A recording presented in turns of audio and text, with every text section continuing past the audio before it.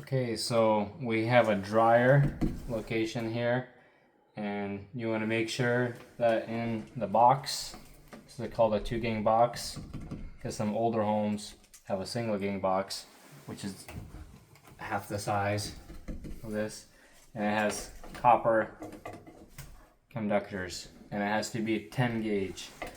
And the receptacle that you have needs to be rated for 30 amps. Don't mix it up with the 50 amp, which is rated for bigger size wire for a range, but 30 amp. And then it has a green screw here, and it says green for ground, which is this bare copper. Then the silver screw is for the white, and you need to strip it. I use these Klein tools, number 10, and I just grab it right there and it strips right off. And it tells you the strip gauge. And then you just set it in there. So ground goes first, then neutral. Use a flathead Klein tool screwdriver or whichever one you have. And don't just use a drill, because it'll just not be a tight connection like with a hand. Nice tight connection so that it won't come out. And then it doesn't matter which one goes where. Black could go here or here, and the red can go here or here. It's just the two phases, X and Y. So if you cut it a little too much, just snip it off and then land this black wire. And then you want to make sure that this bare copper doesn't accidentally touch that, because when you turn it on, it's gonna either slowly start arcing and sparking, or it's gonna just trip your breaker right away and cause a big blowout. You want to push that far away. I wish they would have made it insulated like these guys and made it green like it says, but they just do it bare. You just install that one nice and tight, and then the other one.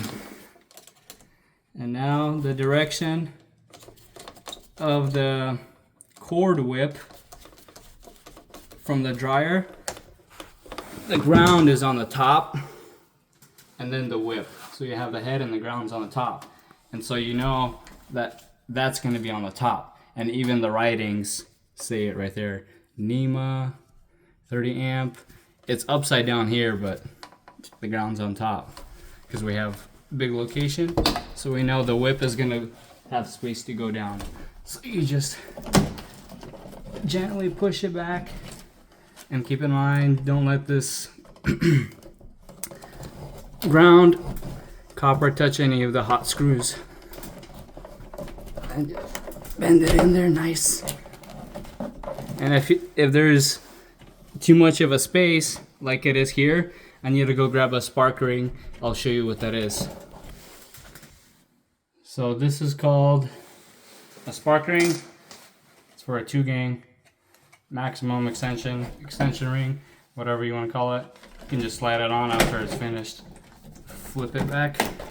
If there's a gap like that, more than a 1/4 inch, you need one of these, because this is combustible material. Protects fire rated, and also helps your plug to sit nice and flush against this. The finish sealing, the screws that come with, kind of short, 632s. They're 2-inch. Just make it a little bit longer. Down. Get it started. Don't put it all the way in. 1, 2.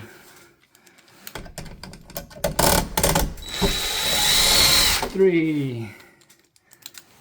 Pretty much feel it where it's at. 4. Make it at a time.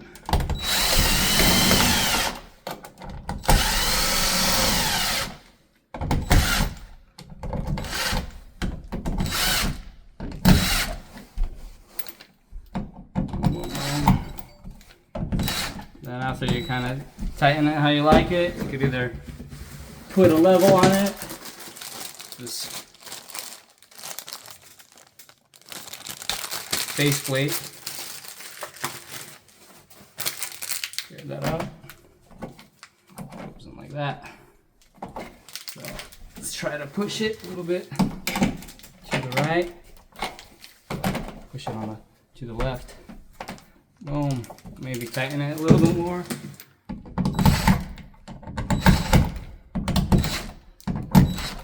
And you know, I actually didn't need it because as soon as I was tightening it that much, it actually just pulled right up.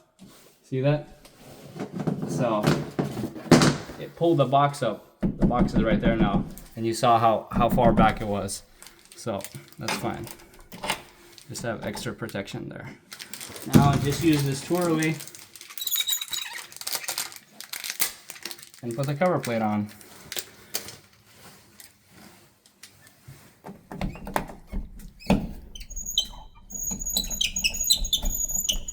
And do that with all 4 screws.